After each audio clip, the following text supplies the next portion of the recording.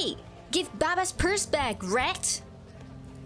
As if I listen. The thief sticks his tongue out. He runs into nooks and crannies, showing off his acrobatics, while I stubbornly followed, to the amusement of bystanders. My mouth runs a string of curses, which would definitely earn a slap from my mother, but she wasn't around anyways.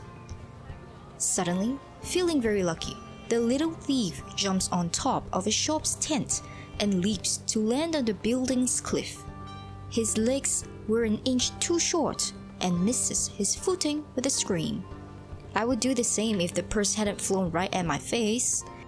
Got you! A tall figure shouts, catching the flying bird. I give out a shaky sigh of relief. He chides. You sniveling fool! The boy squirms to free himself, but the strong hands adorned with silver rings hold him tight. He then gives up and stammers, I did nothing wrong, I was... When the jumping off the roofs become right. I walk towards them with a grin and raise the hand. Oh, leave that poor boy, his mother will make up for it, inshallah. Right then, a plump, tall, and fair woman comes running with a scary scowl, but ultimately hugs the little thief. That's my mother. She's almost teary-eyed. Why do you do such things? No lunch for you today, only a beating from your baba will fill your belly. I don't have an appetite, Ami.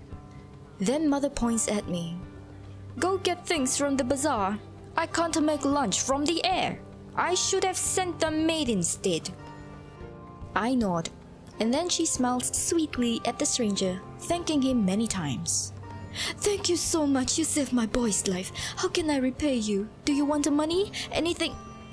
No, madam. Just remember me in your prayers. I need lots of it. My mother says a few more kind words and prayers until he left. The whole time I stood there, awkwardly. You know that circus boy? The cloaked man asked. Oh, he's a local boy who volunteered to clean our blocked toilet, then stole my purse. I could not see his face, only his eyes. Brown, perhaps. He didn't quite like the reply. I quickly stammered a proper response. Actually, he's my brother. That was my mother. I reached out for my bag. And who are you? I do owe you something.